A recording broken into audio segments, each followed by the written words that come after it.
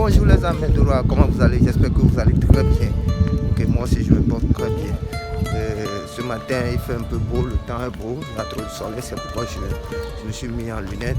Excusez-moi aussi si je suis en train de bouger trop parce que je suis en train de filmer avec mon portable, mon caméra, c'est ça, ça vient de se décharger.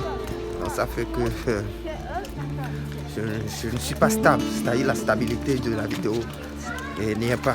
Donc je suis en train de marcher dans une ruelle comme ça pour aller prendre un café. Aujourd'hui c'est le vendredi. Comme d'habitude, je vous parle de comment immigrer sur la Turquie. Quelles sont les opportunités à découvrir en Turquie. Qu'est-ce que l'on peut faire en Turquie? Si vous êtes des étudiants, si vous n'avez pas de boulot, si vous n'avez pas une formation adéquate dans le domaine d'études, quels sont les statuts à prendre ou bien quels sont vos statuts à pouvoir venir vivre en Turquie, à pouvoir venir réaliser ses rêves en Turquie. Aujourd'hui, on va parler des statuts des étudiants. Les statuts des étudiants. Si vous êtes étudiant, vous venez avec un statut étudiant. Quels sont les trucs à faire pour pouvoir survenir à ses besoins en Turquie, pour pouvoir survivre en Turquie?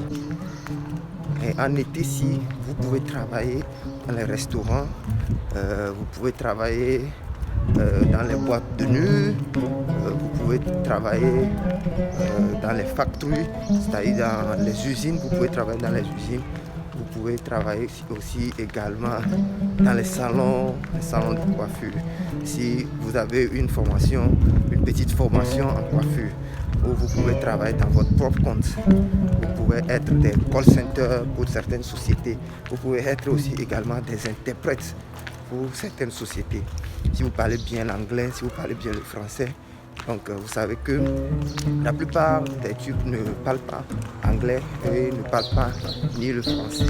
Vous comprenez un peu. Donc dans la sensualité du Seigneur, il peut vous aider à pouvoir trouver quelque chose à faire à travers ma chaîne YouTube, à travers ma chaîne Facebook, Instagram, Twitter, Snapchat. Abonnez-vous et partagez la vidéo. Comme je vous l'ai dit, je suis en train de marcher dans une ruelle pour aller prendre un petit café avant d'aller au boulot. Donc, je vous parle de l'opportunité pour la Turquie. Si vous êtes étudiant, vous pouvez travailler à temps plein lors de cet été. Une petite information aussi, la Turquie, il a une côté Asie et a une côté Europe. C'est-à-dire, moi je suis au côté de l'Europe, il y a les gens qui sont au côté de l'Asie, vous comprenez un peu. Donc il y a les gens qui sont au côté de l'Asie. Donc je vous parlais, pour les étudiants qui veulent venir ici, si vous passez par des agences, les agences de voyage, c'est eux qui sont susceptibles de vous fournir toutes les pièces que vous avez besoin. C'est eux qui sont susceptibles de vous fournir toutes les pièces que vous avez besoin. C'est à eux maintenant d'aller voir les universités où vous trouvez des admissions. Maintenant, après l'admission, c'est eux qui s'occupent de votre voyage jusqu'à l'aéroport. Vous comprenez? Maintenant, arrivé, c'est à vous de vous débrouiller. Ou soit s'ils ont des personnes en place qui vont venir vous chercher à l'aéroport et pour les autres formalités aussi. Pour toutes les autres formalités. Donc, c'est à eux maintenant de vous faire tout. Vous comprenez un peu? Donc, c'est un peu ça. Maintenant, ceux qui me posent des questions dans mes commentaires, comment venir en Turquie, si je n'ai pas les diplômes, est-ce que je peux travailler? Si je n'ai pas les diplômes, oui, vous pouvez venir en Turquie, vous pouvez venir travailler. Pour ça, je vais faire une vidéo aussi spécialement pour ça, vous comprenez un peu. Je vais faire une vidéo aussi spécialement pour ça. Donc en Turquie, il y a beaucoup d'opportunités.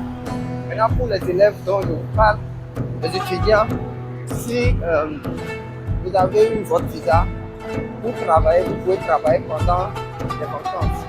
Il y a le travail de propre de nuit, il y a le travail des usines, des entreprises qui peuvent vous embaucher pour que vous puissiez travailler. Donc, c'est un peu ça pour les étudiants. Il y a les gens qui travaillent dans la restauration. Maintenant, tout ce que moi je conseille à mes abonnés est qu'avant de voyager, avant d'aller dans un pays, vous devez faire quoi? Vous devez avoir au moins une boulot sous la main. Vous pouvez faire une formation de la coiffure générale, vous pouvez faire l'esthétique, vous pouvez faire n'importe ce que vous voulez. Ce qui peut vous aider après. Parce que excusez-moi un peu le bruit, parce que je suis à la station de Tobi. Parce que si vous avez prévu voyager, vous pouvez avoir toujours un plan A et un plan B. Donc vous comprenez un peu. Donc profitez de ça. Comme il y a le bruit, je vais vous laisser. Et après continuer la vidéo. Allez, pour l'obtention, si vous passez par des agences, il y a des agences qui peuvent vous faire l'admission à l'université. Ils sont en collaboration certainement plutôt avec les universités. Maintenant, quand ils sont en collaboration avec les universités comme ça, ils vont vous faire des demandes, d'obtention de visa. Ils vont vous faire des demandes dans les universités. Les universités vont vous envoyer des lettres d'invitation et autres.